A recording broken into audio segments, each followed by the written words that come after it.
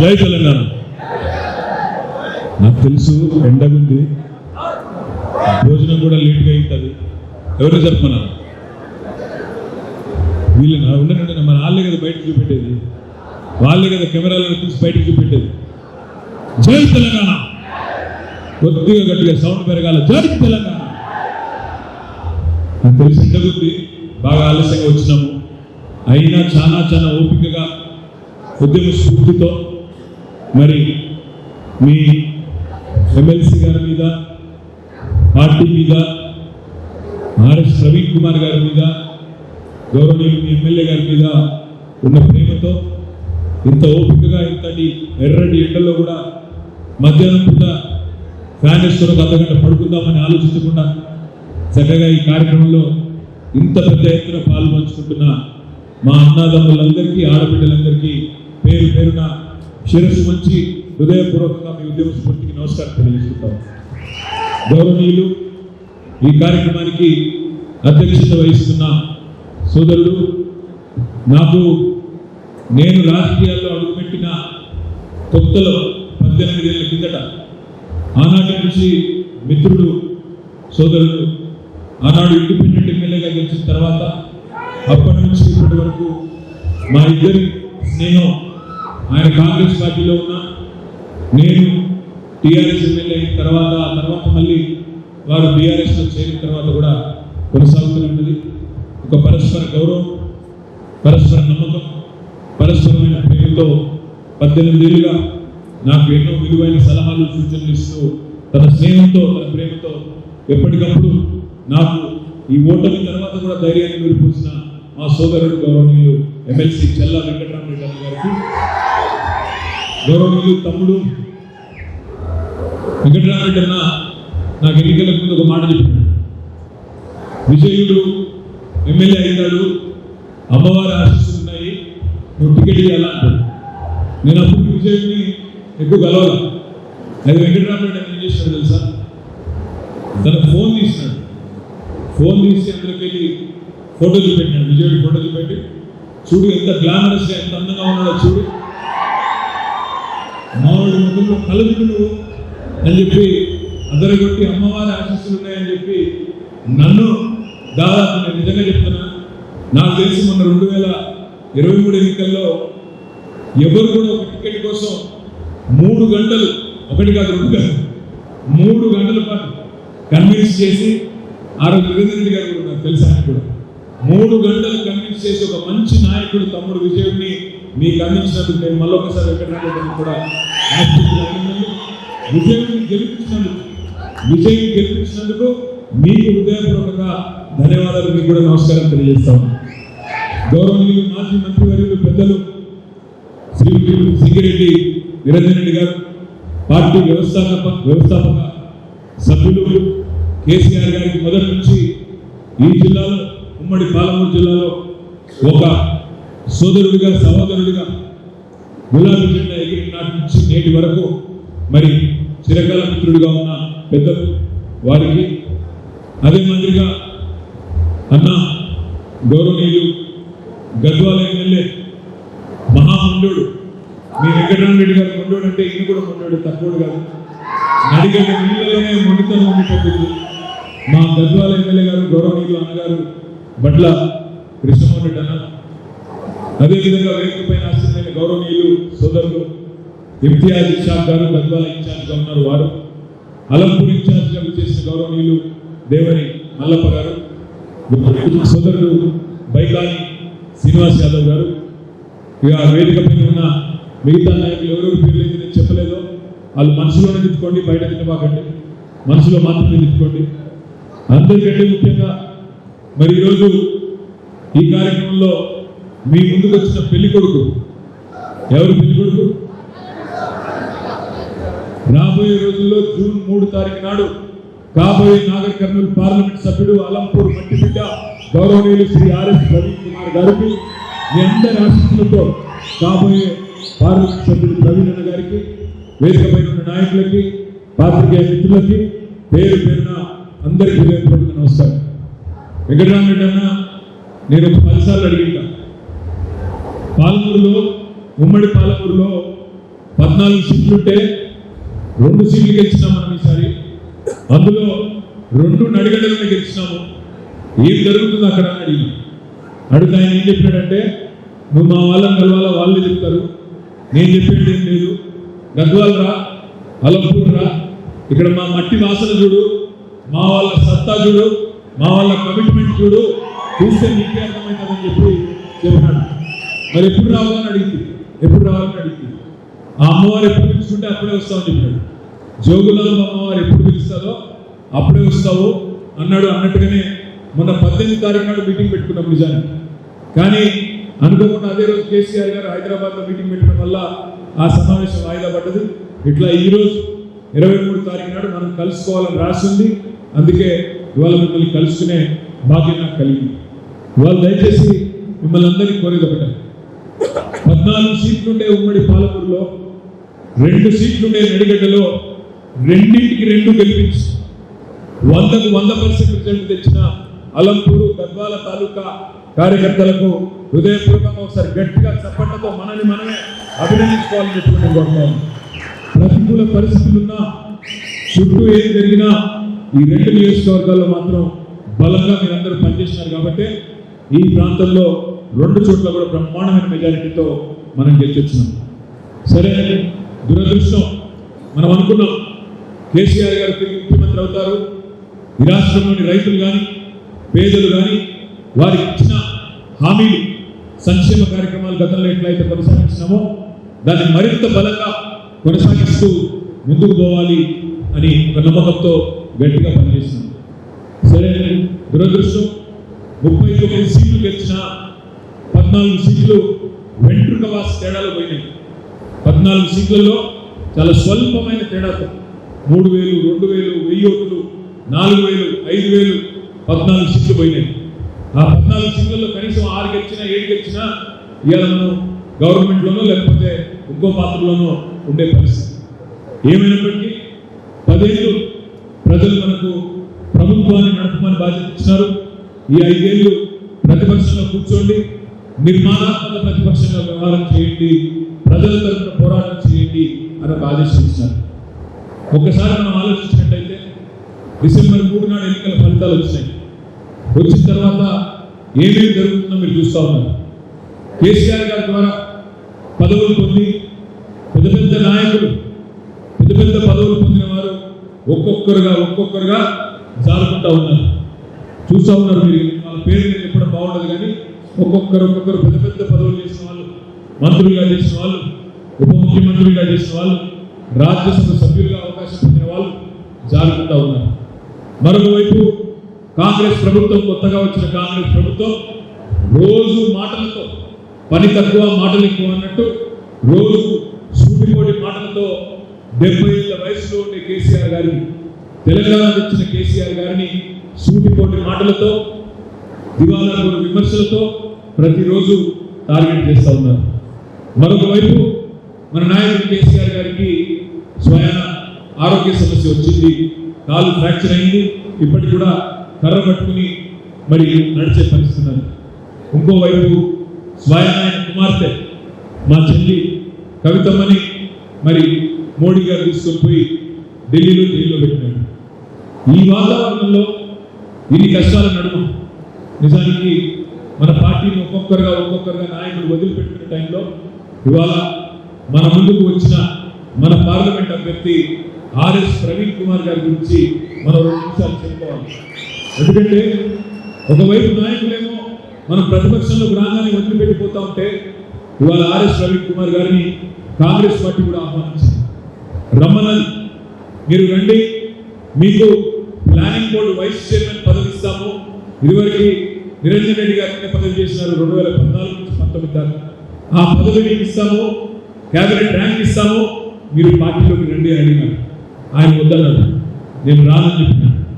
మీరు ఐపీఎస్ ఆఫీసర్గా పనిచేసినారు, మీకు అనుభవం ఉంది, పరిపాలన అనుభవం ఉంది, మీరు వచ్చి పబ్లిక్ సర్వీస్ కమిషన్ చైర్మన్ పదవి తీసుకోండి అని మరొక ఆహ్వానం పంపుతున్నారు. నాకు వద్దు, నాకు అధికార లాలచగా లేదు, దాన్ని కూడా వద్దన్నాడు. చివరికి ఆయన చెప్పారు, మన రాష్ట్రంలో 3 రిజర్వ్ సీట్లు ఉన్నాయి. నాగర్ కర్నూలు ఉన్నది, వరంగల్ ఉన్నది, పెద్దపల్లి ఉన్నది. మీరు ఎక్కడ కోరుకుంటారో అక్కడికి పంపుతాము. మా పార్టీ తరఫున నిలుచుకోండి, డబ్బులు కూడా మొత్తం మేమే ఖర్చు పెడతాము, మీరు మా పార్టీ తరఫున రండి అని ఆఫర్ ఇస్తే అధికారాన్ని కాదని, అధికార పార్టీని కాదని, వాళ్ళ ప్రలోభాలను కాదని, వాళ్ళ కష్టంలో ఉండే మన నాయకుడు కేసీఆర్ గారికి అండగా వచ్చిన దీశాలి ఒక ధైర్యవంతుడు మీ అలంపూర్ మట్టి బిడ్డ ఆర్ఎస్ రవికుమార్ గారు. నేను తప్పకుండా చెప్తా ఉన్నా ఈ మాట. ఆనాడు ఒక ఉన్నతాధికారిగా ఏనాడు మత్సలేని జీవితం, అవినీతి ఆరోపణలను ఎదుర్కోలే. పిల్లలకి చదువు చెప్పాలి, నాణ్యమైన చదువు వస్తే విద్యతోనే వికాసం వస్తుంది, వికాసంతోనే సమాజంలో సమానత్వం వస్తుంది అనే ఒక ఉదాత్తమైన ఆలోచనతో ఒక తరం బాగుపడాలి, ఒక పిల్లలు చదువుకుంటే ఆ తరం ఆ కుటుంబం మొత్తం బాగుపడుతుందనే ఆలోచనతో కేసీఆర్ గారు గురుకుల పాఠశాలను 1000 గురుకుల పాఠశాలను పెడితే వాటిని సమర్థవంతంగా నడిపి లక్షలాది మంది ఆనిముత్యాల లాంటి పిల్లలను తయారు చేసిన అద్భుతమైన అధికారి మీ అలంపూర్ మట్టి బిడ్డ ఆర్ఎస్ రవికుమార్. ఇవాళ అధికారిగా ఉన్నప్పుడే ఇంత మంచి పనులు చేయగలిగితే ప్రవీణ్ కుమార్ గారు, రేపు మీరు పార్లమెంట్ సభ్యుడిగా గెలిపిస్తే ఎన్ని అద్భుతాలు ఢిల్లీ వేదికగా చేస్తాడు మన కోసం, మన నాగర్ కర్నూలు పార్లమెంట్ కోసం ఒక్కసారి ఆలోచించమని చెప్పి కోరుతా ఉన్నాను. దయచేసి ఇప్పుడే అన్న వెంకటరామరెడ్డి అని అన్నారు, అలంపూర్ అనేది మాకు ముఖ్యమైన కొన్ని పనులు మిగిలి ఉన్నాయి, అవి చేయాలా. అందులో ముఖ్యంగా ఈ రాయచూరు పోయే రోడ్ ఏదైతే ఉన్నదో దీన్ని జాతీయ రహదారిగా చేయాలన్న మాట వెంకటరామరెడ్డి అని చెప్తా ఉంటాను. నేను ప్రవీణ్ గారిని కోరుతా ఉన్నా, సోదరుడు వెంకటరామరెడ్డి గారు విశేషమైన రాజకీయ అనుభవం, విశేషమైన ప్రజాభిమానం కలిగిన నాయకుడు. అదేవిధంగా తమ్ముడు విజయ్ కూడా చక్కగా ఈ మధ్యనే ఎమ్మెల్యేగా గెలిచి యువకుడుగా ఉత్సాహవంతుడుగా ప్రజల్లో ఉంటున్న నాయకుడు. వారితో కలిసి గట్టిగా మీరు కూడా అలంపూర్కు బ్రహ్మాండమైన సేవలు అందించాలని చెప్పి మనస్ఫూర్తిగా పార్లమెంట్ సభ్యుడిగా గెలిచిన తర్వాత ఈ పనులు చేసి పెట్టాలని చెప్పి కూడా ప్రవీణ్ అన్నను నేను విజ్ఞప్తి చేస్తా ఉన్నాను. ఇంకొక మాట కూడా నేను కోరుతా ఉన్నాను, ఇవాళ ప్రవీణ్ కుమార్ గారు పార్లమెంట్ సభ్యుడిగా గెలుస్తారు అనే టాకు మనం అభ్యర్థిగా డిక్లేర్ చేసినట్టు నుంచి అయింది. నేను ఇంకొక మాట కూడా నేను చెప్తా ఉన్నాను ఈ సందర్భంగా. గతంలో ఆయన ఆర్ఎస్ ప్రవీణ్ కుమార్, గతంలో ఆయన ఆర్ఎస్ ప్రవీణ్ కుమార్, ఇవాళ ఆయన బిఆర్ఎస్ ప్రవీణ్ కుమార్. కాబట్టి తప్పకుండా మనవాడు, మనలో ఒకడు గతం మర్చిపోదాం, గతం మర్చిపోదాం, గతం అనవసరం. ఈరోజు ఆయన బిఆర్ఎస్ ప్రవీణ్ కుమార్, బిఆర్ఎస్ అభ్యర్థి. కాబట్టి రేపు మీకు అలంపూర్కి ఉమ్మడి పాలమూరు జిల్లాలో ఏ నియోజకవర్గానికి లేని ఒక అదృష్టం పడుతుంది. ఒకవైపు ఎమ్మెల్సీ గారు ఉన్నారు, ఒక శాసన మండలిలో గొంతు విప్పి మీకోసం కొట్లాడడానికి వెంకటరామరెడ్డి ఉన్నాడు. ఎమ్మెల్యేగా తమ్ముడు విజయుడు శాసనసభలో పోరాటం చేయడానికి మీకోసం తమ్ముడు ఉన్నాడు. ఆయన కూడా గట్టుడు, ఆయన తక్కువడు కాదు. మీరు శాసనసభలో చూస్తా ఉన్నా విజయుడు గొంతు కూడా గట్టిదే, ఇంకా ఇప్పలేదు గొంతు, కానీ నేను విన్నాను, గట్టిగానే మాట్లాడతాను. మూడో వైపు రేపు అన్న పార్లమెంట్ సభ్యుడిగా ప్రవీణ్ గెలిస్తే లోక్సభలో కూడా అలంపూర్ గొంతు, లోక్సభలో కూడా దద్దరిల్లే విధంగా మాట్లాడి మన ప్రాంత సమస్యలను పరిష్కారం చేసే నాయకుడు రాబోతా ఉన్నాడు. వీళ్ళ వనపర్తికి దురదృష్టవశాత్తు పక్కన నిరంజన్ గారు ఉన్నారు, అక్కడ వారు దురదృష్టవశాత్తు ఓడిపోయినారు. అక్కడ ఎమ్మెల్యే లేరు, ఎమ్మెల్సీ లేరు, పార్టీకి ఎంపీ లేరు. కానీ అలంపురానికి అదృష్టం ఉంది. ఈరోజు ఎమ్మెల్యే ఉన్నారు, ఎమ్మెల్సీ ఉన్నారు. రేపు మీరు గెలిపిస్తే మంచి మెజారిటీతో ఎంపీ కూడా మీ అలంపూర్ అభ్యర్థి నాగర్ కర్నూలు ఎంపీ కాబోతా వాడని మాత్రం విజ్ఞప్తి చేస్తా ఉన్నాను. దయచేసి నేను మిమ్మల్ని కోరేది ఒకటే, రాష్ట్రంలో ఉండే పరిస్థితుల్ని అర్థం చేసుకునే ప్రయత్నం చేయండి. పెద్దలు చెప్తారు, ఒకసారి మోసపోతే తప్పు మోసం చేసిన వాడిగా అవుతుంది. రెండోసారి మోసపోతే మాత్రం అదే వ్యక్తి చేతుల్లో తప్పు మోసగించబడ్డ వాడిగా అవుతుంది తప్ప మోసం చేసిన వాడిని కాదు. మీరు సినిమాలు చూస్తారా? అందరూ సినిమాలు చూస్తారా? చూడరాదు తక్కువ. బాహుబలి చూసినా చేసిన వెంటనే 2 లక్షల రుణమాఫీ నేను చేసిస్తా, మీరు పరుగు పోయి ఇప్పుడు ఎవరైనా లోన్ తీసుకున్న ఉంటే పరుగు బ్యాంకు పోండి, 2 లక్షల రుణం వెంటనే తెచ్చుకోండి, నేను రుణమాఫీ చేస్తా డిసెంబర్ 9 నాడు అన్నాడా లేదా?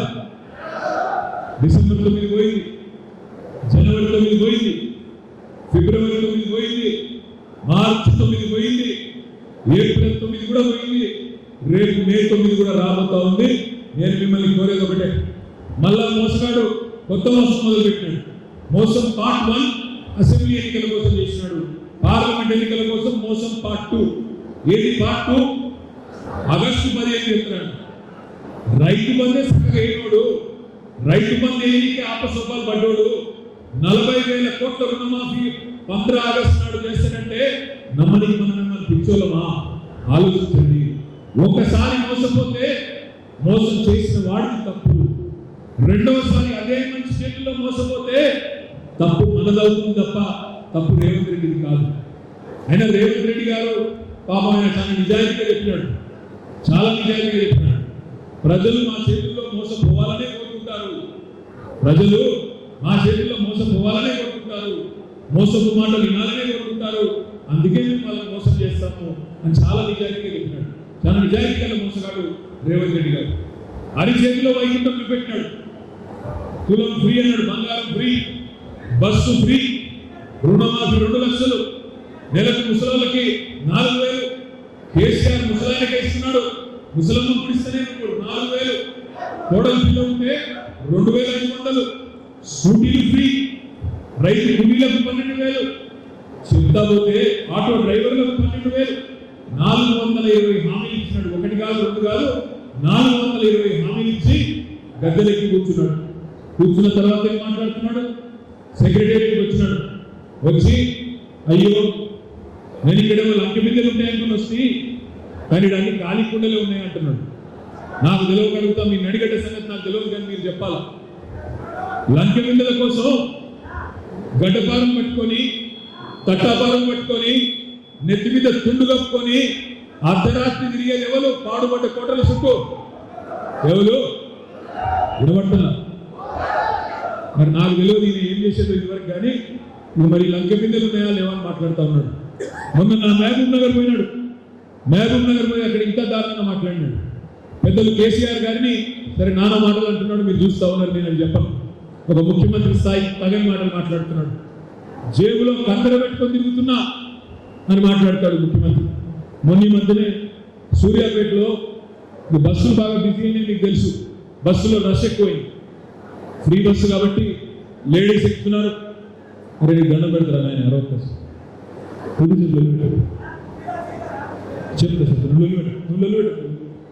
అయితే సూర్యాపేటలో మొన్న మధ్యన బస్సులో బాగా రష్ ఉంది. ఆ రష్లో మరి ఒక తమ్ముడు జేబు దొంగ, జేబు కొట్టేటోడు ఏదో జేబులు కొడుతూ దొరికిపోయినాడు. దొరికిపోయిన తర్వాత పోలీసులు పట్టుకున్నారు. బస్సులో ఆయన పట్టుకొని అప్పచెప్పినారు పోలీసులు. అప్పచెప్తే పోలీసులు పట్టుకున్నారు. నేను దొంగతనం చేయలే అన్నాడు. వాడి జేబులో ఎక్కితే జేబులో కత్తెర దొరికింది. కత్తెర దొరికితే పోలీసుడు అన్నాడు, ఏమిరా నువ్వు జేబు దొంగ కాకపోతే జేబులో కత్తెర ఎందుకు పెట్టుకున్నారా అని అడిగాడు. వాడేం చెప్పినాడు తెలుసా? సార్ రేవంత్ రెడ్డి కూడా పెట్టుకొని తిరుగుతున్నాడు సార్, ఆయన పోయి అడుగు సార్ అన్నాడు. ఒక ముఖ్యమంత్రి నేను జేబులో కత్తెర పెట్టుకొని తిరుగుతున్నాను చెప్తారా ఎవరన్నా? ఇక ఉన్నాడు ముఖ్యమంత్రి. రుణమాఫీ గురించి మాట్లాడాడు. ఏమైనా రేవంత్ రెడ్డి గారు 2 లక్షల రుణమాఫీ ఏదంటే మాట్లాడాడు, కానీ చాలా మాటలు మాట్లాడుతున్నాడు మన మీద. మగవాడివైతే 1 సీటు గెలువు అని మాట్లాడుతున్నాడు కేసీఆర్ గారిని పట్టుకొని, మన పార్టీని పట్టుకొని. నేనంటా ఉన్నా, నేను రేవంత్ రెడ్డి గారి భాషలో ఎక్కువ మాట్లాడను, కానీ అలా మాట్లాడక తప్పట్లేదు. రేవంత్ రెడ్డి గారు నీ భాషలోనే చెప్తున్నా, నా భాష కాదు. మగాడివైతే నువ్వు 2 లక్షల రుణమాఫీ చేసి చూపెట్టు, అప్పుడు అప్పుడుంటా మగాడని మాటలు మాట్లాడుతా ఉన్నా. మగాడివైతే 1,67,00,000 మంది ఆడకూతురులకు మాటిచ్చినావు, నెలకు 2,500 రూపాయలు ఇస్తానని మాటిచ్చి ఓటేయించుకున్నావు. మగాడివైతే నెలకు 2,500 రూపాయలు చెప్పినావు కదా నువ్వే. నెలకు 4,000 ఇస్తున్నా, కేసీఆర్ గారు ఒకరికే ఇస్తున్నాడు ముసలమ్మకి, నేను ముసలమ్మకి ముసలాయనకి ఇద్దరికి ఇస్తాను నెలకు 4,000, నువ్వే కదా చెప్తివి.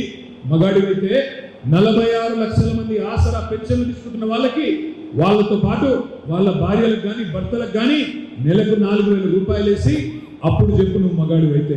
మగాడివైతే నేను అడుగుతా ఉన్నా రేవంత్ రెడ్డి గారు, చెయ్యి అన్నావు కదా, ఆటో డ్రైవర్లకు నెలకు 10,000 ఇస్తానంటివి, రైతు కూలీలకు 12,000 అంటివి, కౌలు రైతులకు రైతు బంధు అంటివి, రైతు భరోసా అంటివి. ఏమాయ మరి ఇవన్నీ 100 రోజుల్లోనే అన్ని గ్యారెంటీలు చేస్తా అని నమ్మబలికి ఇవాళ వచ్చి మోసపు మాటలు మళ్ళొక్కసారి మాట్లాడే ప్రయత్నం చేస్తా ఉన్నాడు. వస్తాడు, రేపో మాపో నాగర్ కర్నూలుకి వస్తాడు, ఈ పార్లమెంట్కి వస్తాడు, అలంపూర్కి వస్తాడు. రేవంత్ రెడ్డి గారు కొత్త పందా ఎంచుకున్నాడు. ఇప్పుడు ఏమంటే ఏ గుడికాడికి పోతే ఆ గుడికాడ దేవుడి మీద ప్రమాణం చేస్తున్నాడు. ఇప్పుడు నిన్న యాదగిరిగుట్ట పోయినాడు, లక్ష్మీ నరసింహస్వామి సాక్షిగా అని లక్ష్మీ నరసింహస్వామి మీద కొట్టేసినాడు.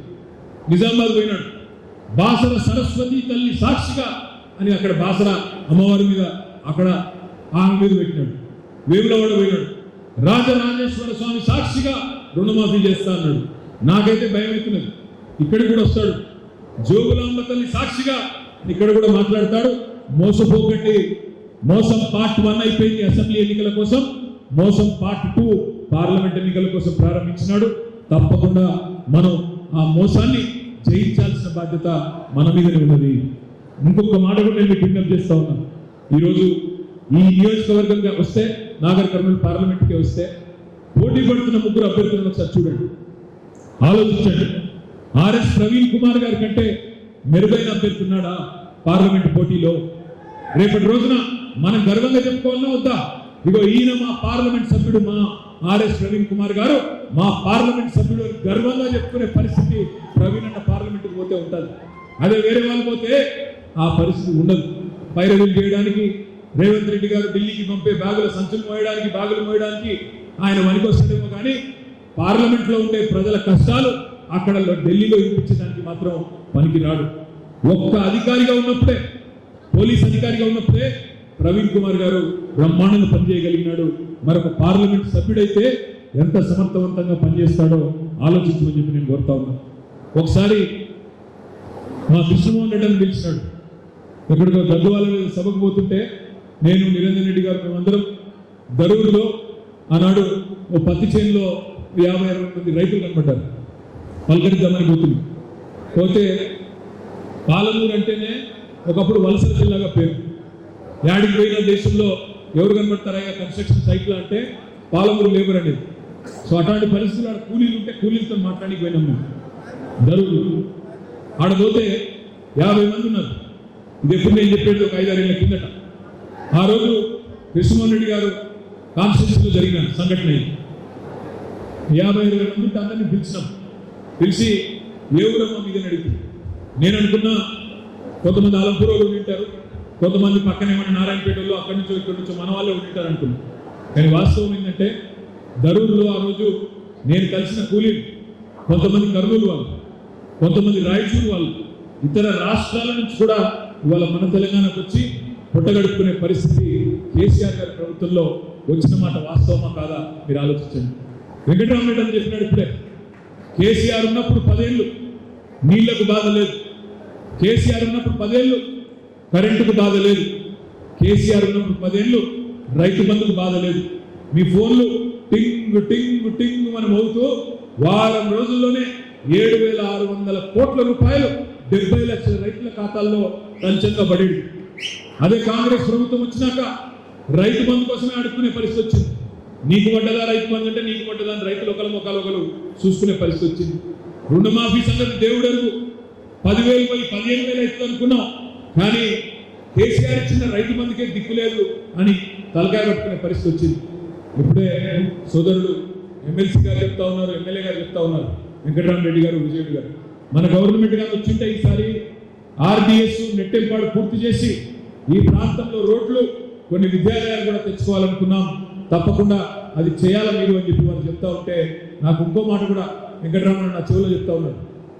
8-10 పార్లమెంట్ సీట్లు కనుక మనం గెలిస్తే, 8-10 పార్లమెంట్ సీట్లు కనుక గెలిస్తే పార్లమెంట్ ఎన్నికల తర్వాత ఈ రాష్ట్రంలో రాజకీయంగా చాలా చాలా మార్పులు వస్తాయి. తప్పకుండా మీ కళలు నెరవేర్తాయని మాట కూడా నేను విజ్ఞప్తి చేస్తా ఉన్నాను. వాళ్ళ ప్రజలు చాలా కోపంగా ఉన్నారు, నాకంటే బాగా మీకే తెలుసు. గ్రామాల్లో కోపంగా ఉన్నారు, రైతులు కోపంగా ఉన్నారు. రైతు బంధు రాలేదు, రైతు భరోసా అన్నారు, భరోసా దిక్కులేదు. అదే మాదిరిగా రుణమాఫీ జరగలేదు. మరి అదే మాదిరిగా ఈ రోజు వరకు, ఈ నిమిషం వరకు మరి ఎప్పుడు ధాన్యం కొనుగోలు జరుగుతుందో కూడా ఇప్పటి వరకు తెలియదు. ఇది పరిస్థితి. అదే మాదిరిగా మహిళలు ఇవాళ కోపంగా ఉన్నారు. అరే ఏం జరుగుతా ఉంది రాష్ట్రంలో? మనకి కేసీఆర్ గారు ఉన్నప్పుడు అన్ని సవ్యంగా జరిగేది, ఈయన పెద్ద పెద్ద మాటలు చెప్పినాడు. నెలకు 2,500 అన్నాడు, పెన్షన్లు పెంచుతానన్నాడు, ఇంకా ఏమేమో చెప్పినాడు. తులం బంగారం అన్నాడు, స్కూటీలు ఫ్రీ అన్నాడు, 100 రోజుల్లో అన్ని చేస్తా అన్నాడు.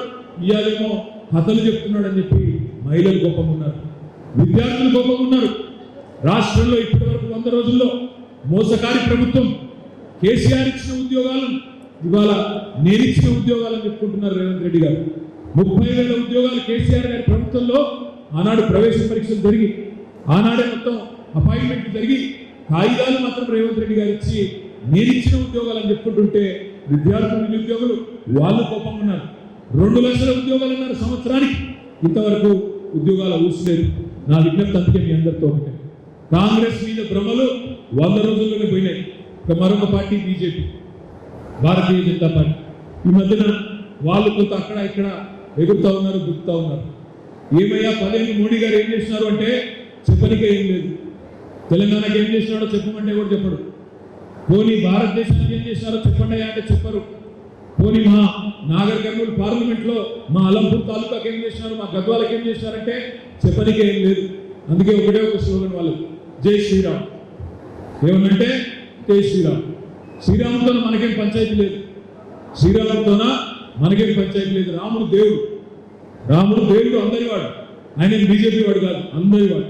అందుకే నేను మీకు ప్రార్థించాను, కృష్ణా జలాలలో పక్కనే ఉన్నది కృష్ణా నది, కృష్ణా జలాలలో 10 ఏళ్ళు కూడా ఈ ప్రధానమంత్రి గారు మనం ఎన్నిసార్లు అడిగినా మా వాటా తేల్చు స్వామి, మాకెన్ని నీళ్ళు రావాలా, ఆంధ్రప్రదేశ్కి ఎన్ని నీళ్ళు రావాలా తేల్చు అని గట్టిగా డిమాండ్ చేసిన ఒక ఉత్తరం కూడా రాయలేదు ఈ ప్రధానమంత్రి. మన 5 మండలాలు భద్రాచలంలో గుంజుకొని పోయి బలవంతంగా ఆంధ్రలో కలిపినాడు ఇదే ప్రధానమంత్రి. ఈ 10 ఏళ్లలో ఒక్క స్కూల్ కూడా మంజూరు చేయలేదు ఈ ప్రధానమంత్రి మన తెలంగాణ. 10 ఏళ్లలో ఒక్క మెడికల్ కాలేజ్ కూడా మంజూరు చేయలేదు. ఇప్పుడు వెంకటరామన్ అన్నాడు, కృష్ణమోహన్ రెడ్డి గారి కాడ గద్వాలలో కేసీఆర్ గారు మెడికల్ కాలేజ్ పెట్టినారన్నారు. ఒక గద్వాలలో కాదు, రాష్ట్రం మొత్తంలో 33 మెడికల్ కాలేజీ, జిల్లాకు ఒకటి పెట్టిన నాయకుడు కేసీఆర్ గారు. కానీ మొత్తం దేశంలో ఎక్కడ మెడికల్ కాలేజీ ఇచ్చినాడో లేదో నాకు తెలియదు, కానీ మన కాడ మాత్రం, మన తెలంగాణలో మాత్రం ఒక్క విద్యా సంస్థ కూడా, ఒక్క స్కూల్ కూడా మంజూరు చేయని దుర్మార్గుడు నరేంద్ర మోడీ గారు. ఇవాళ ఏం చేసినామయ్యా తెలంగాణలోని పేదలకు, భారతదేశంలోని పేదలకు అంటే చెప్పేదానికి ఏమీ లేదు. ఆ రోజు గుర్తుండాలి మీకు, ఇదే నరేంద్ర మోడీ గారు 2014లో ఏమన్నారు, అందరూ జన్ధన్ ఖాతాలు తెరవండి, నేను 15 లక్షల రూపాయలు మీ ఖాతాల్లో వేస్తాను. పడ్డాయా ఎవరికైనా 15 లక్షలు? పడ్డాయా? నేను అడిగేటప్పుడు మీ అందరికి సీక్రెట్గా పంపితే మాకైతే ఎవరికి రాలా. 15 లక్షలు వేస్తానన్నాడు ఖాతాలో. సంవత్సరానికి 2 కోట్ల ఉద్యోగాలు ఇస్తాన్నాడు. 10 ఏళ్లలో 20 కోట్ల ఉద్యోగాలు ఇచ్చి ఉండాలి. ఏమీ లేవు. రైతుల ఆదాయం రెట్టింపు చేస్తా భారతదేశంలో 2022 సంవత్సరం కల్లా అన్నాడు. కష్టాలు మాత్రం రెట్టింపు చేసినాడు, డబల్ చేసినాడు. ఆదాయం మాత్రం రెట్టింపు ఎక్కడ కాలేదు, గుజరాత్లో కూడా కాలేదు. ప్రతి మనిషికి ఇల్లు కట్టిస్తా అన్నాడు, ప్రతి ఇంటికి నల్ల పెడతా అన్నాడు. ఇంకా చాలా చెప్పినాడు. ఏమైనా చేసినావా 10 ఏళ్లలో నీకు ఎందుకు ఓటేయాలన్నాయా అంటే అవి ఏం చెప్పడు. మాట్లాడితే కేవలం మొత్తం పేరు మీద రాజకీయం, దేవుడిని అడ్డం పెట్టుకొని నాకు ఓట్లు వేయండి అని చెప్పడం. మనం కట్టలేదా యాదగిరిగుట్ట? మనం కట్టలేదా యాదగిరిగుట్టలో దేవాలయం, లక్ష్మీ నరసింహస్వామి దేవాలయం బ్రహ్మాండంగా కేసీఆర్ గారు అందరూ కూడా ఆశ్చర్యం పొందే విధంగా, ఆశ్చర్యం పొందే విధంగా బ్రహ్మాండమైన దేవాలయం కట్టినాడు. కానీ రాజకీయం చేయలేదు మనం.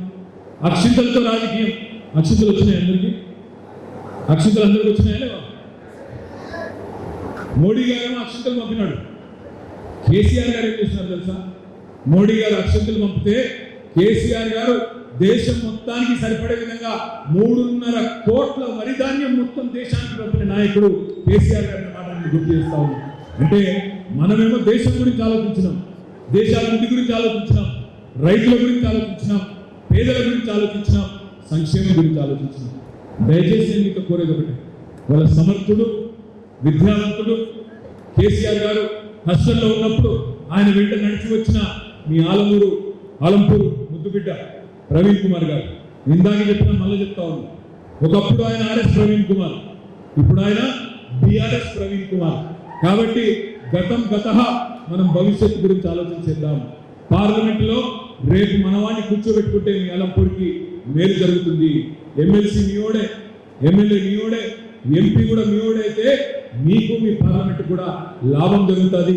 రేపు మీ కార్యకర్తలకు నాయకులకు కూడా ఎక్కడ ఏ ఇబ్బంది ఉన్నా వెంకటరామన్న ఎట్లా ఉన్నాడు, ఆయన చాలా మొండోడు, మిమ్మల్ని చూసుకుంటాడు, నాకు కూడా తెలుసు. కానీ మీకు ఇంకొక రెండు కొత్త శక్తులు కూడా మీకు తోడవుతాయి. ఎమ్మెల్యే గారు తోడుగా, ఎంపీ గారు కూడా మీకు తోడవుతారు. ఇంకొక మాట కూడా నేను విజ్ఞప్తి చేస్తా ఉన్నాను. మీ అందరిలో బాధ ఉంది, అయ్యో మేము అలంపూర్ గెలిపించుకుంటుమి, గద్వాల గెలిపించుకుంటుమి, కానీ ప్రభుత్వం రాకపోయా అనే బాధ ఉన్నది. ప్రభుత్వం వచ్చినట్టే ఇంకా చాలా పనులు చేసేది ఉండే, అవన్నీ అయిపోతున్నాయి కదా అనే బాధ ఉంది. ఆ బాధ పోవాలంటే నేను మిమ్మల్ని కోరేది ఒకటే, మీరు తెలంగాణలో మన చేతుల్లో మన పార్టీకి ఒక్క 10 ఎంపీలు గెలిపించి మాకు అప్పచెప్పండి. తప్పకుండా రాజకీయంలో చాలా మార్పులు వస్తాయి. మీరు అనుకునే మార్పులు అన్ని కూడా జరుగుతాయి. దయచేసి గమనంలో తీసుకోండి. పాత పంచాయతీలు, మన మధ్యలో ఉండే వైరుధ్యాలు, గ్రామాల్లో ఉండే చిన్న ఇబ్బందులు ఎంతటా ఉన్నాయి. మా సిరిసిల్లలో ఉన్నాయి, అలంపూర్లో ఉన్నాయి, వనపర్తిలో ఉన్నాయి, గద్వాలు ఉంటాయి, అంతటా ఉంటాయి. ఎట్లుంటాయంటే గ్రామ రాజకీయాలు. ఇప్పుడు అలంపూర్లోని ఏదైనా ఊళ్ళో, 5 మండలంలో ఏదైనా ఊళ్ళో ఓ పెద్ద ఎక్కడెడ్డి ఉంటాడు, చిన్న ఎక్కడెడ్డి ఉంటాడు. పెద్ద ఎక్కడెడ్డి కాంగ్రెస్లో ఉంటే చిన్న ఎక్కడెడ్డి వేరే కాదు ఉంటాడు, అక్కడ ఉన్నాడు పాలిపాడు. ఇంకో పక్క ఊరికి పోతే, గద్వాలకు పోతే ఒక పెద్ద నాయుడు ఉంటాడు, ఒక చిన్న నాయుడు ఉంటాడు. పెద్ద నాయుడు ఒక పార్టీలో ఉన్న, చిన్న నాయుడు ఇంకో పార్టీలో ఉంటాడు. ఇది అలా పరిపాటి.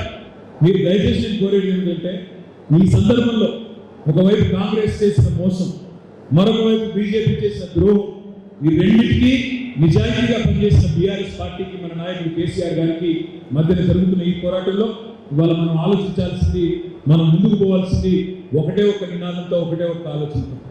కులం లేదు, మతం లేదు, ఏది లేదు.